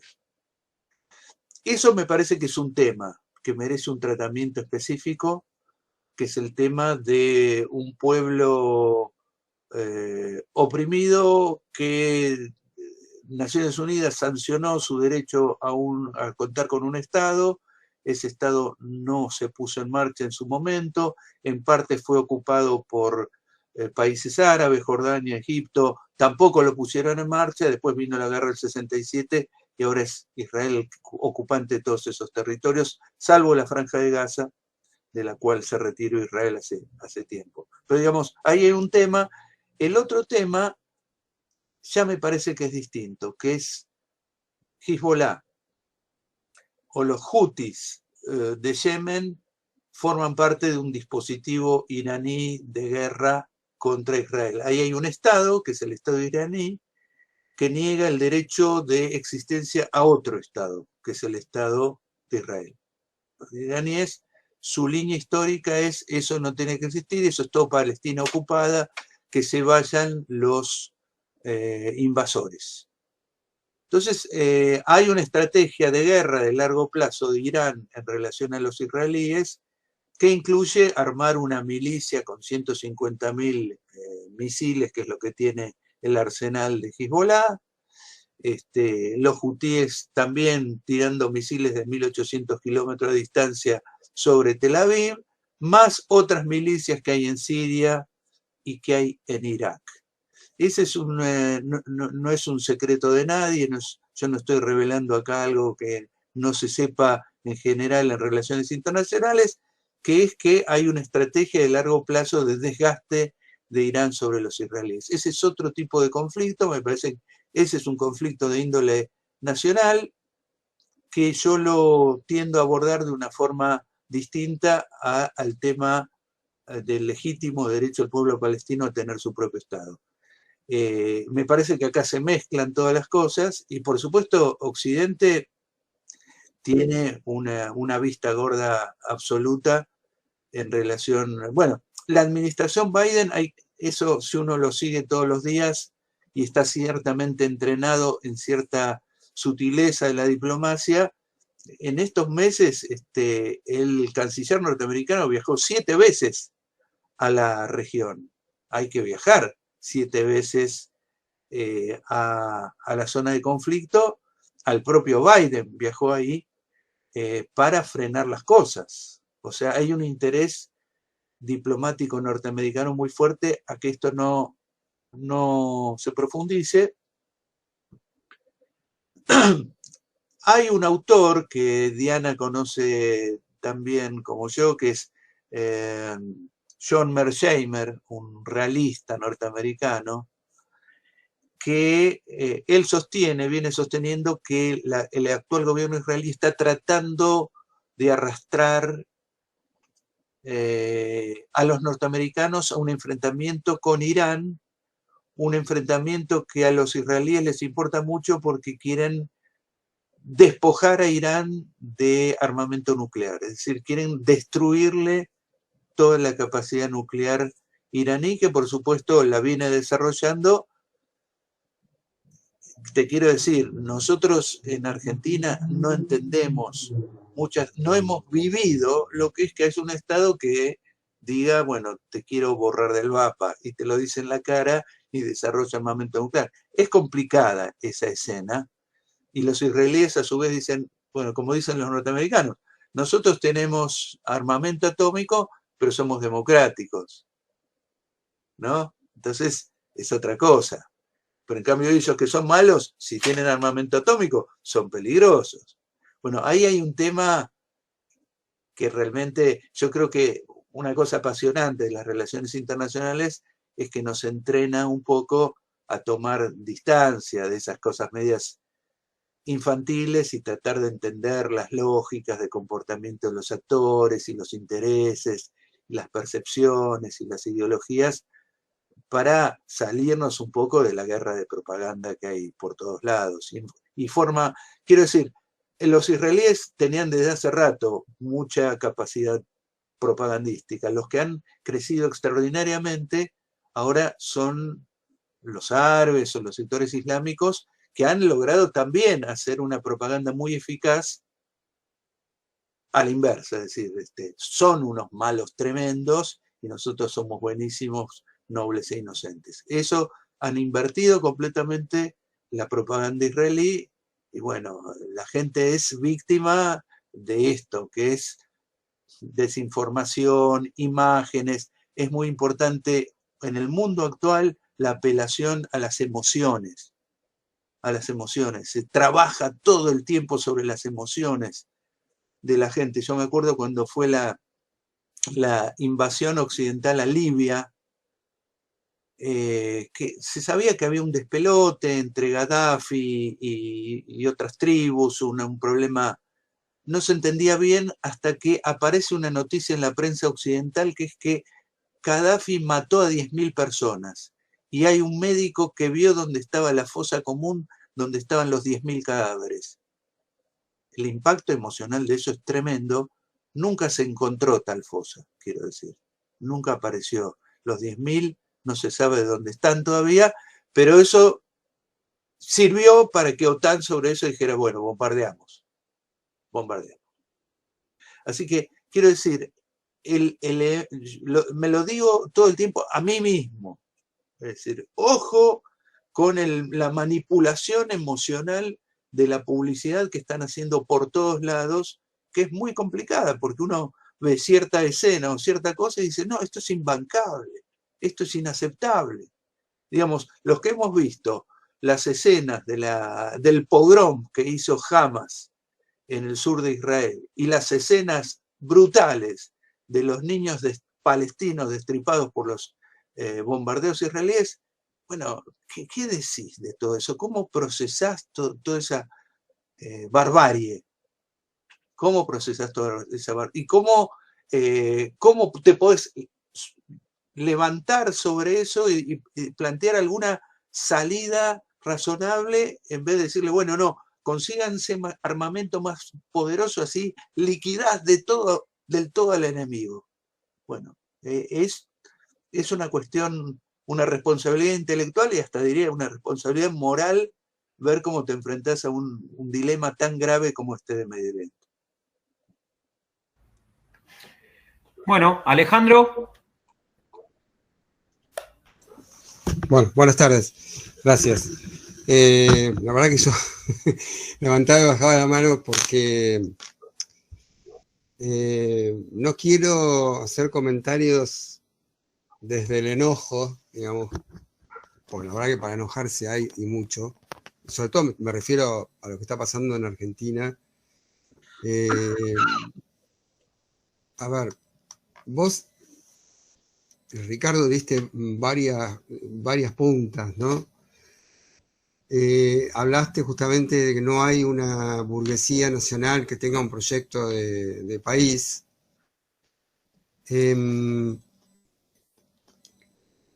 Y también hablaste del trabajo que vienen haciendo los norteamericanos en muchos ámbitos,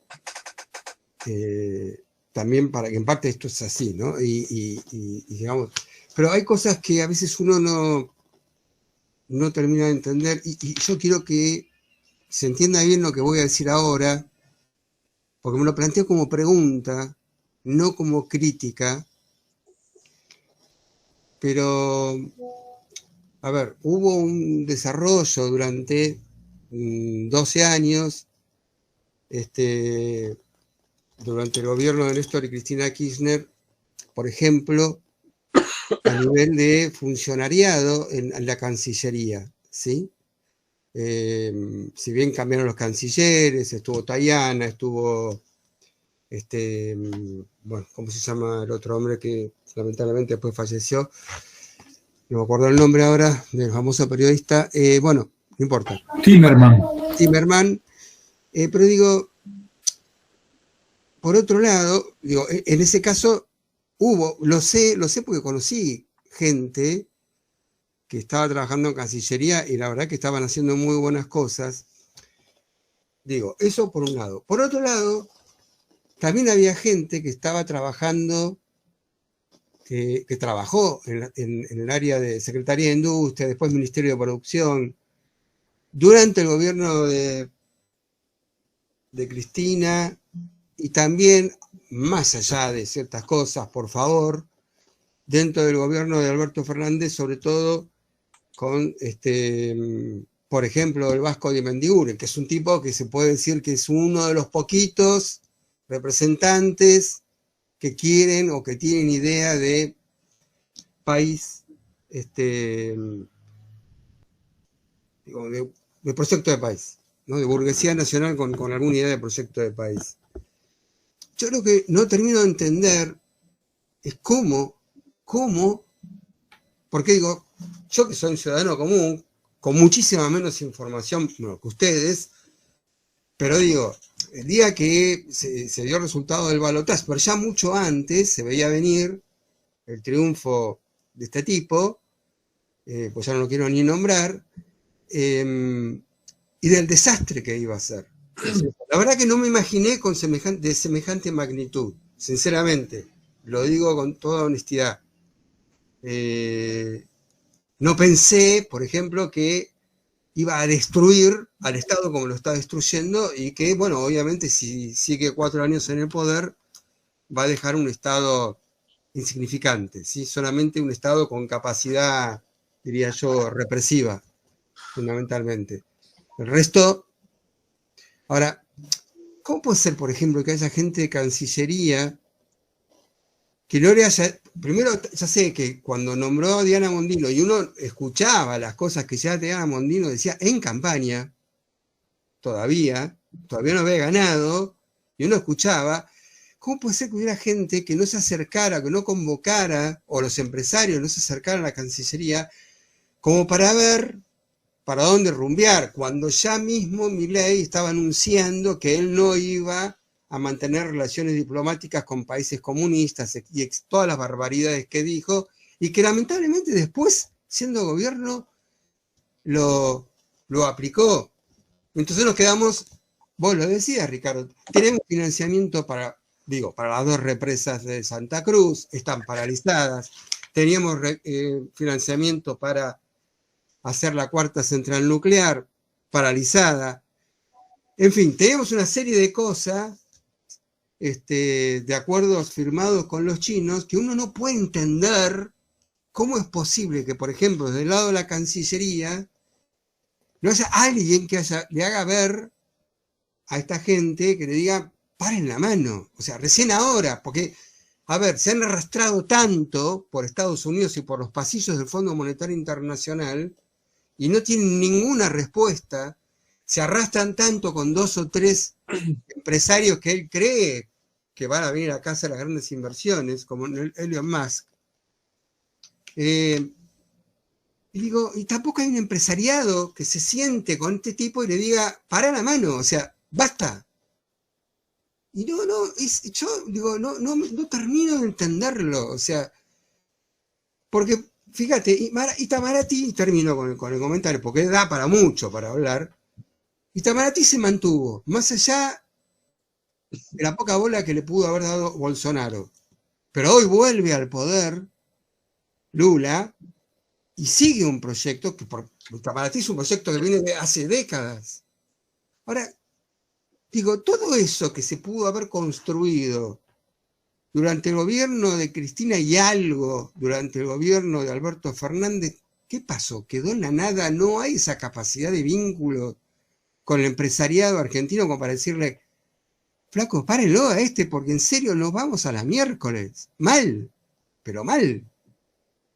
No sé, digo, quizás soy demasiado iluso de que se pueda esperar algo, de que el empresariado pueda llegar a reaccionar, y simplemente estamos frente a un empresariado saqueador que está esperando que el Estado le brinde todas las posibilidades y le abra todas las posibilidades para llevarse todo sin pagar nada de impuestos y sacar todas las divisas que puedan hacia el exterior, y se terminó, y no le importa nada.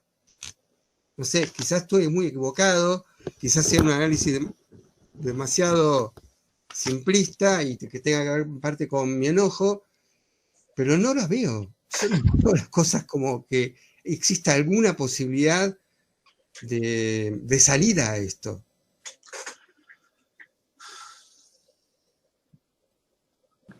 Brevemente, Ricardo, porque espero que vos nos ilumines. Yo voy a decir 3 puntos nada más.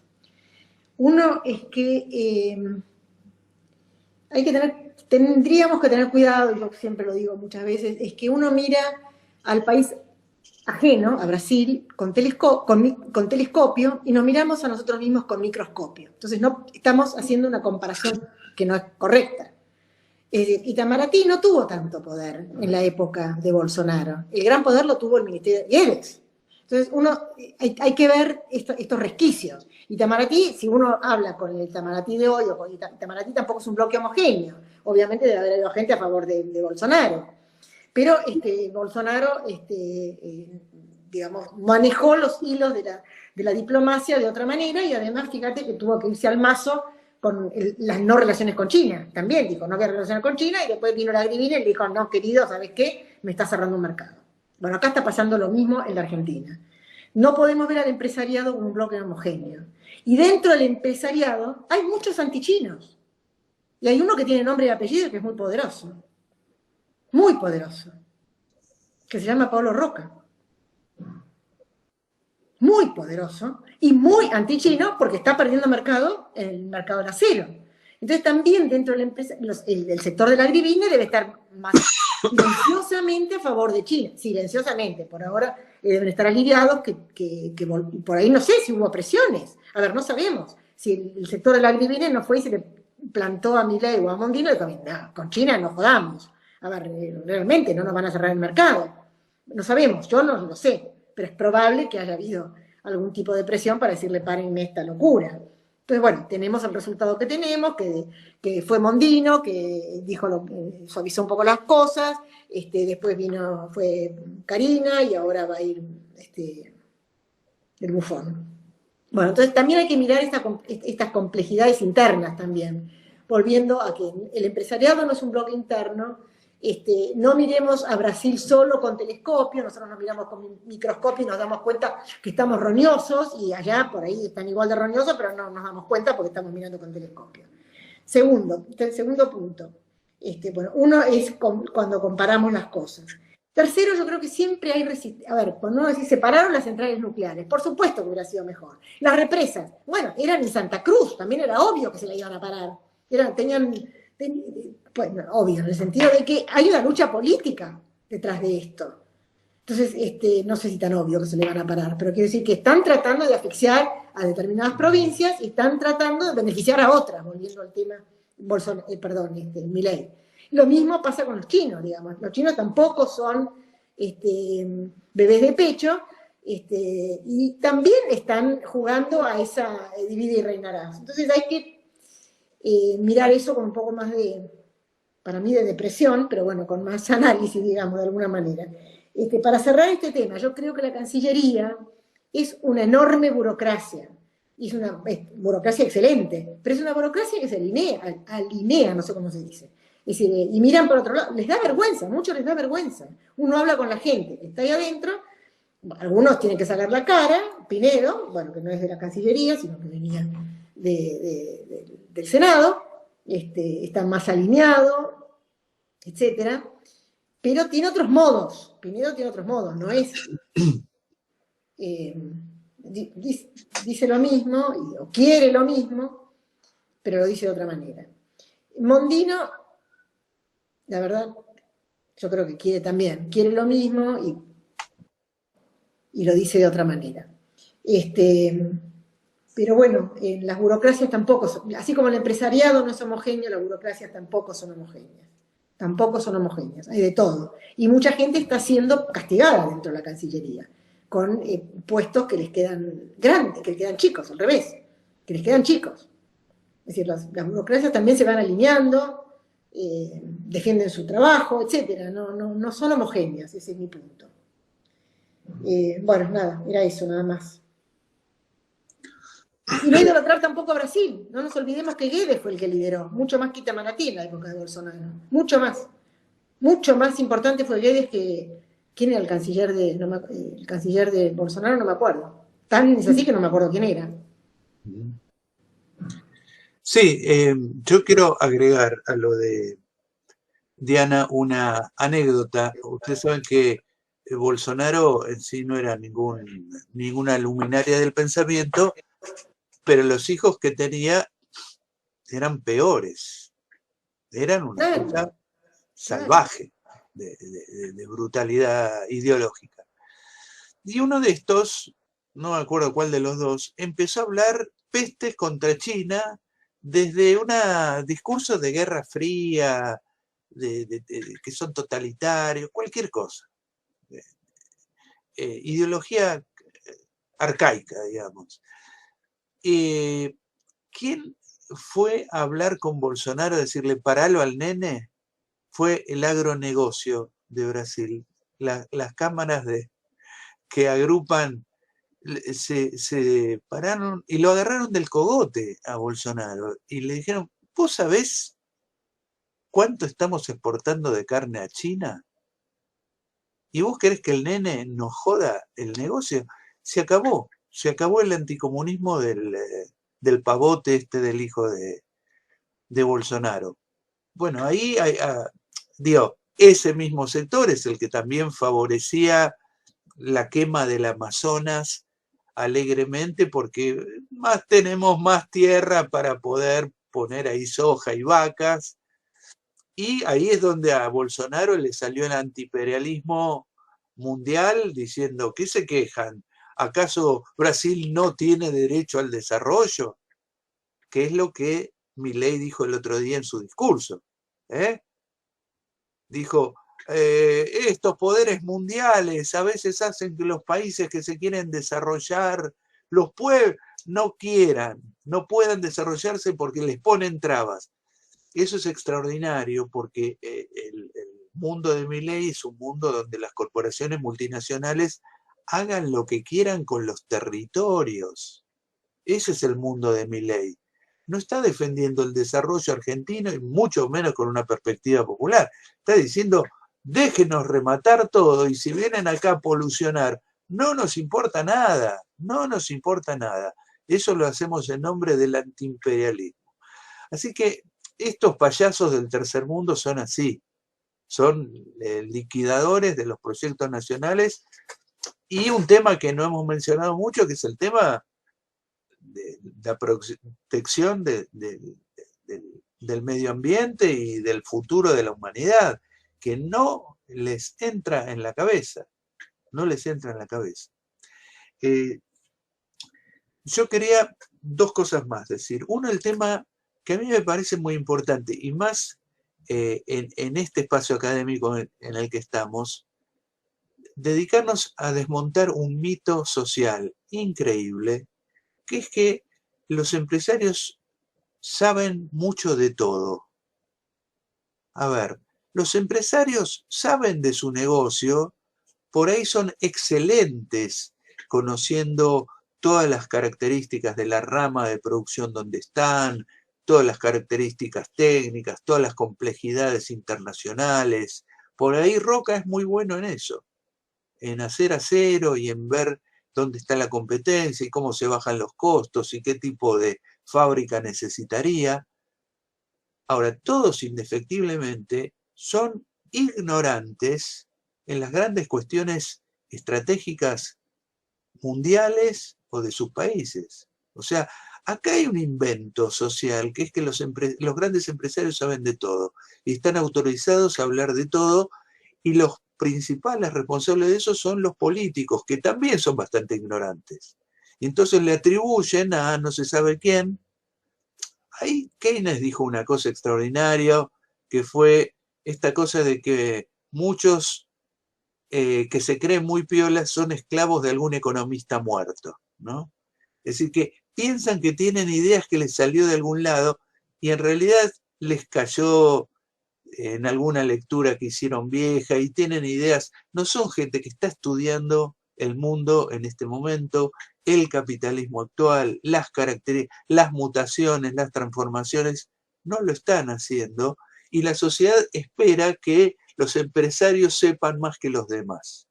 No tienen por qué saber más que los demás. Con esto no quiero decir que sean todos unos brutos o unos ignorantes. Recién Alejandro mencionó a Mendiguren. Digo, hay empresarios que tienen una mirada un poco más grande. El mismo Marcelo Diamant era empresario. Es decir, hemos tenido tipos muy importantes, con unas cabezas muy grandes. Con esto no quiero denigrar al empresario, pero sí la idea social de que los pobres, porque son pobres, no saben mucho, los clases media, porque no tienen plata, no saben mucho, y los que saben mucho son los que tienen plata. Esto es una tontería que debe ser desmontada, debe ser discutida. Es decir, la sociedad tiene que ser capaz de sacarlos a estos tipos, de ser como la luminaria de la sociedad, simplemente ponerlos en lugar. Ustedes saben mucho de ciertas actividades, muy bien, hagan sus negocios, pero después lo que hay que hacer con un país es otra cosa. Eso es otra cosa, ese es el lugar de la política, de la filosofía, de muchas otras cosas que poco tienen que ver con la idea de cómo yo sé cómo ganar plata. Son dos cosas distintas. Y el último tema es el tema de la colonización.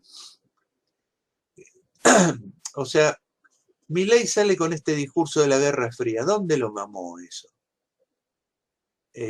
Todos los perros de él tienen nombres de economistas norteamericanos.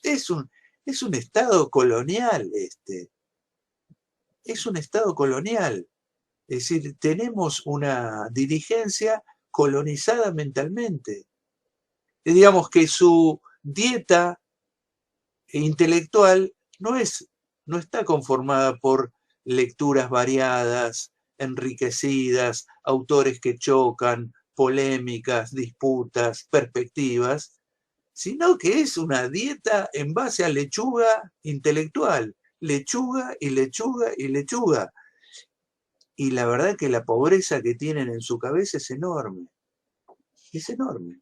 Y digamos, en la medida que buena parte de la sociedad está colonizada, tampoco puede reconocer eso como problema, pero es un gran problema, porque baja el nivel cultural, intelectual enormemente, enormemente. Digo, antes Diana recordaba el tema de la Guerra Fría. La Guerra Fría tenía muchísimas cosas tremendas, pero tenía una cosa extraordinaria, que había una competencia de sistemas, y había unos debates, y había unas peleas, y había una tensión para desarrollar pensamiento. Yo siempre traigo a un grande de la derecha de aquella época, que era Raymond Aron, que te da gusto leerlo. Es una cosa extraordinaria, te enriquece leer al tipo, aunque después no termines coincidiendo en cosas. Pero digamos, es otro nivel de discusión.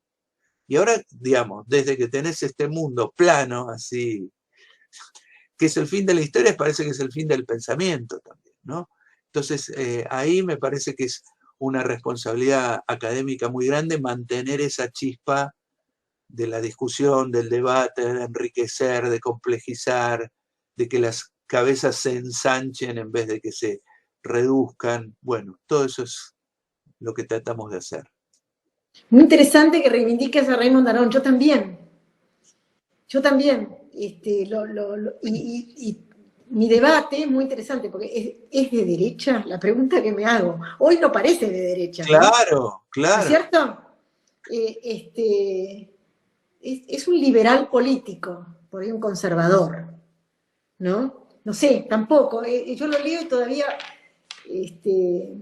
me pasa lo mismo con otro clan clásico que para mí era de derecha también en su momento. Ay, ¿cómo se llama? El de fundador del realismo, Hans Morgenthau. Hans Morgenthau. Morgenthau, a mí, cuando yo estudiaba, me parecía de derecha, me parecía horrible, me parecía, digo, bueno, lo leo hoy y digo, no, esto es un filósofo.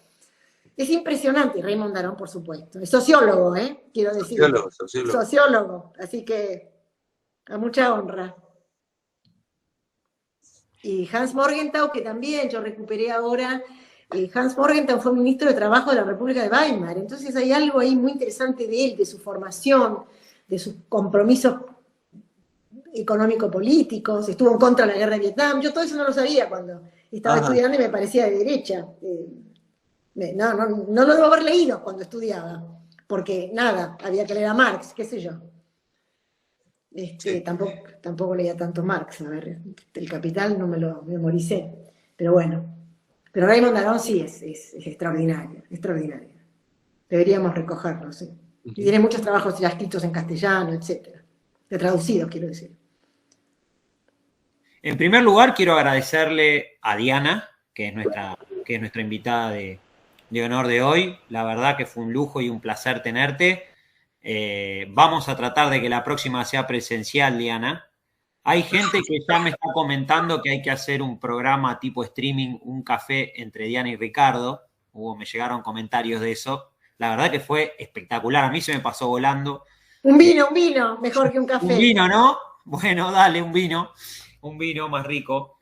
Se me pasó volando, muy interesante, muy buenas las intervenciones de todos los que participaron. Queremos también agradecer a las personas que no están cursando la diplomatura, pero que se anotaron a esta charla, que vinieron, que prestaron atención, que prestaron su tiempo. Para nosotros es muy importante, por eso abrimos los espacios. Y agradecerles, simplemente eso. Quedaron muchas cosas en el tintero. Obviamente, Ricardo, muchas gracias también por estar. Y espero que nos podamos ver la próxima. No sé, Ricardo, si querés cerrar con algo puntual.